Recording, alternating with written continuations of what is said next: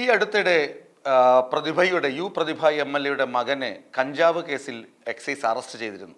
ഒരു പാലത്തിനടിയിലിരുന്ന് കഞ്ചാവ് വലിക്കുകയായിരുന്നു ഈ കുട്ടി ഉൾപ്പെടെയുള്ള ആളുകളെന്ന് ആണ് എക്സൈസ് പറയുന്നത്. എന്നാൽ അതിനെ പ്രതിരോധിക്കാൻ മന്ത്രി സജി ചെറിയാനൊക്കെ എത്തിയിരുന്നു. കുട്ടികൾ അവിടെ ചില പരീക്ഷണങ്ങൾ നടത്തുകയായിരുന്നു, അല്ലെങ്കിൽ 2-3 പുക വലിച്ചത് കൊണ്ട് എന്താണ് കുഴപ്പമെന്ന തരത്തിലൊക്കെ സാംസ്കാരിക മന്ത്രി അതിനെ പ്രതിരോധിച്ചിരുന്നു.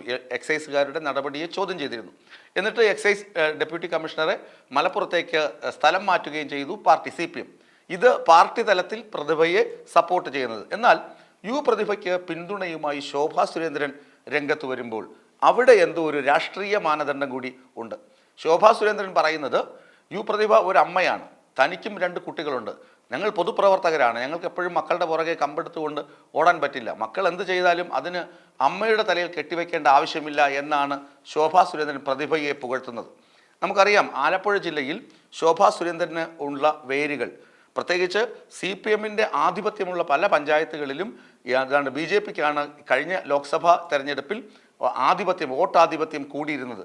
അപ്പോൾ അവിടെ വന്നിട്ട് ഇങ്ങനെ ഒരു പ്രസ്താവന നടത്തുമ്പോൾ ആലപ്പുഴ ജില്ലയിലെ MLAക്ക് അനുകൂലമായി, അതായത് അവരുടെ മകനെ കഞ്ചാവ് കേസിൽ എക്സൈസ് പിടിച്ചിട്ട് പോകുമ്പോഴും അമ്മ അല്ല കുറ്റക്കാരി, അമ്മയെ കുറ്റപ്പെടുത്തിയിട്ട് കാര്യമില്ല എന്ന് പറയുമ്പോൾ ശോഭാ സുരേന്ദ്രൻ അവിടെ ഒരു നയതന്ത്രപരമായ ഇടപെടലാണ് നടത്തുന്നത്. അമ്മമാരുടെ ഐക്യമല്ല, അല്ലെങ്കിൽ അമ്മയെ പിന്തുണയ്ക്കുക മാത്രമല്ല, അവിടെ ഒരു 10 വോട്ട് എങ്ങനെ കിട്ടും? കാരണം ശോഭാ സുരേന്ദ്രൻ അമ്മയെ പിന്തുണച്ചുവല്ലോ, അല്ലെങ്കിൽ അമ്മയ്ക്ക് വേണ്ടി അനുകൂലമായി സംസാരിച്ചുവല്ലോ, അമ്മയെ ഇങ്ങനെ കരിവാരിത്തേക്കുന്നത് പൊതുമാധ്യമങ്ങൾ, പ്രത്യേകിച്ച് വലതുപക്ഷ മാധ്യമങ്ങൾ ഈ പ്രതിഭയെ ഇങ്ങനെ കരിവാരിത്തേക്കുന്നത് ശരിയല്ലല്ലോ എന്ന് ചിന്തിക്കുന്ന വീട്ടമ്മമാർക്ക്, പ്രത്യേകിച്ച് അവിടെയുള്ള സാധാരണക്കാരായ ജനങ്ങൾക്ക് ശോഭാ സുരേന്ദ്രൻ്റെ ഈ വാക്കുകൾ കൂടി കേൾക്കുമ്പോൾ ശോഭാ സുരേന്ദ്രൻ നല്ല നേതാവാണ്, അവർ പ്രതിഭയെ പിന്തുണച്ച് രംഗത്തെത്തിയല്ലോ.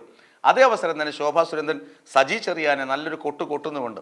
ഇതാണ് സാംസ്കാരിക മന്ത്രിയെങ്കിൽ സാംസ്കാരികമായ എന്ത് അധപ്പതനമാണ് അദ്ദേഹം നടത്തിയിരിക്കുന്നത്. കാരണം കുറ്റം ചെയ്ത കുട്ടിയെ താക്കീത് ചെയ്യുക, അല്ലെങ്കിൽ അത് തെറ്റാണെന്ന് പറയാൻ ആർജവം കാണിക്കാത്ത സാംസ്കാരിക മന്ത്രി എന്ത് മന്ത്രിയാണ് എന്ന് ചോദിക്കുകയും ചെയ്യുന്നുണ്ട് ശോഭാ സുരേന്ദ്രൻ. അവിടെയും ശോഭാ സുരേന്ദ്രൻ നയതന്ത്രപരമായ ഇടപെടലാണ്.